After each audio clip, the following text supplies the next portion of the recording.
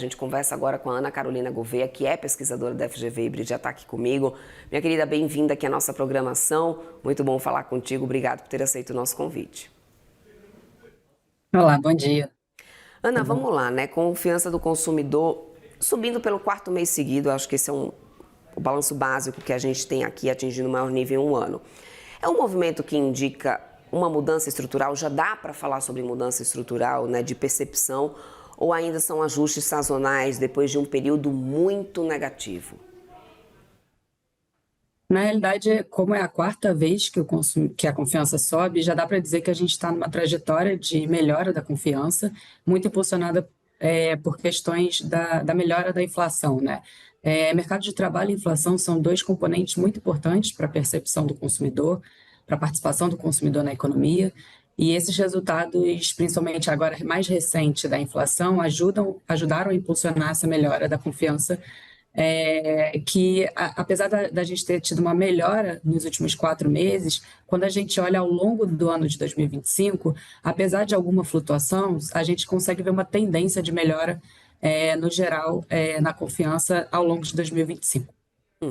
Agora, mesmo a gente tendo essa percepção de melhora, eu quero entender do teu ponto de vista, né, o que pesa mais para isso agora? A gente tem um mercado de trabalho ainda bastante aquecido, até falamos sobre isso aqui, né, em relação a essa percepção de melhora, com o mercado de trabalho aquecido, melhora do salário, mas a gente ainda tem um fator inflacionário que pesa bastante, né? Em algum momento a gente deixa já de ter alguma percepção de risco para trás, ou seja, realmente esse mercado de trabalho, mas que a gente já tem expectativas para 2026 que ele desacelere, isso pode acabar revertendo esse quadro? É o risco que a gente pode ter de reversão nessa confiança, Ana, se a gente começa a ter um desaquecimento desse mercado de trabalho?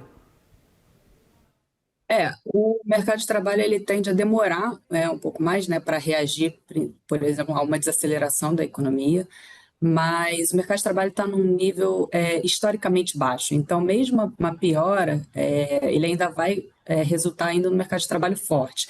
Então, pode ser sim que, eventualmente, uma piora aí do mercado de trabalho possa deixar o consumidor de novo mais um pouco pessimista, mas eu não acredito que esse fator vai ser o principal a provocar uma tendência de virada, caso ocorra no próximo ano. Acho que a gente tem uma taxa de juros muito forte, muito elevada, né? Uma política monetária muito restritiva, e a situação financeira do consumidor é muito desafiadora para eles, né?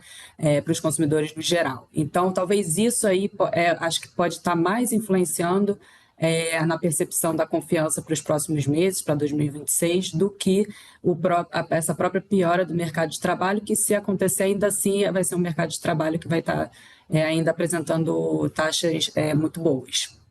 Agora, Ana, historicamente, quando a confiança sobe nesse ritmo, em quanto tempo isso costuma aparecer no consumo real? Dá para esperar algum reflexo já no início de 2026? Já dá para esperar uma melhora para 2026. Geralmente, quando a confiança ela tende a antecipar em 2 a 3 meses o consumo do consumidor, né, para frente, né? Então, acredito que no primeiro trimestre do ano, não necessariamente a gente pode ver uma melhora do consumo, mas talvez uma piora não tão grande quanto se esperaria, né? Para o próximo ano, a gente os especialistas têm previsto uma desaceleração, então talvez não seja uma desaceleração tão forte assim, porque essa confiança vem apresentando uma melhora agora nessa virada, nesse final de ano, que pode influenciar aí nos resultados do primeiro trimestre. Agora, mesmo com essa confiança mais alta, Ana, a gente tem um outro ponto que é bastante preocupante, que é a questão do endividamento das famílias. E ele ainda vem elevado, né? Esse fator pode limitar e transformar esse otimismo em consumo ao longo de 2026, diante de uma informação que ainda é preocupante, né, que é o endividamento das famílias? Acho que essa é a maior questão, né, que a gente tem visto aí nos últimos anos, e para 2026 continua, que é o endividamento das famílias e a inadimplência, né? Nós temos um orçamento dos consumidores muito apertado e muito voltado para pagamento de dívidas, e isso sim pode influenciar na confiança, mas nós no ano que vem nós temos um fator que pode compensar um pouco isso, que é a questão da isenção do imposto de renda. Isso pode acabar ajudando o orçamento, né, abrindo um pouco mais de espaço no orçamento dos consumidores e permitindo que o consumidor consiga pagar suas dívidas e consumir os seus bens essenciais e não essenciais. Então, acho que existem pontos favoráveis e desfavoráveis em 2026 que vai influenciar nessa confiança ao longo do ano. No geral, eu acredito que para 2026 a gente vai ter uma melhora, mesmo que moderada, dessa confiança.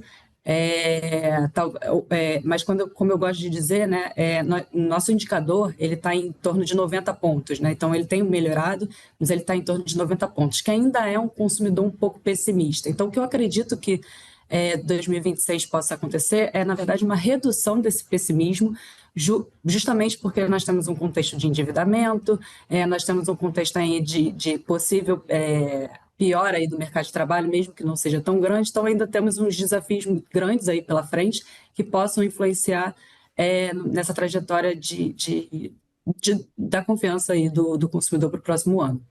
Agora, existe o risco, Ana, pelo levantamento de vocês, dessa confiança estar correndo na frente da economia real, especialmente se o crescimento realmente desacelerar e se o corte de juros demorar mais do que o esperado?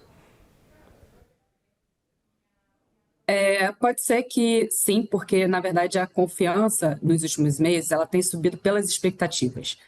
E as expectativas elas tendem a ser um pouco mais voláteis e a variar, porque elas estão falando sobre o futuro, e o futuro ainda, ele na verdade não aconteceu, ele é incerto. Então, pode ser que tenha uma reversão dessas expectativas para o futuro, e aí sim, na verdade, haveria uma inversão dessa confiança e estaria correndo, né? Muito à frente, e, enfim, e aí a confiança do consumidor poderia voltar a cair, e não necessariamente, de fato, sinalizar uma melhora. Mas é o que a gente vai ter que um pouco esperar para ver, como eu mencionei, né? A gente tem fatores positivos e negativos para o próximo ano, e vamos ver o que vai pesar mais. Eu acredito que os fatores positivos ainda vão pesar, porque vão pesar mais do que os negativos. Nós temos, então, mercado de trabalho que, mesmo que vai piorar, tem previsão para piorar, ainda vai continuar forte, uma inflação que tem cedido e não tem previsão para explodir no ano que vem, e principalmente inflação de alimentos, né, que é uma inflação que pega muito para o consumidor, que é muito importante. Nós temos a questão da isenção do imposto de renda, e nós temos um fator no próximo ano que pode influenciar dos dois lados, que são as eleições presidenciais. Gera uma instabilidade, uma incerteza política e tudo mais, mas pode ser também que o governo injete um pouco mais de dinheiro na economia e acabe ajudando o consumidor, né, a participar da economia, a ter mais crédito, a conseguir mais renda. Enfim, então isso também pode até influenciar aí na confiança para frente. Mas é isso, assim, no momento a confiança do consumidor melhora muito por expectativas, e aí por isso pode ser que de fato aconteça uma reversão caso essas expectativas não se concretizem como os consumidores estão vislumbrando no momento. Muito obrigada. Conversamos aqui com a Ana Carolina Gouveia, pesquisadora do FGV IBRE. Sempre bem-vinda por aqui, querida. Um ótimo dia para você, boas festas e até a próxima. Obrigada para vocês também. Tchau, tchau. Até mais.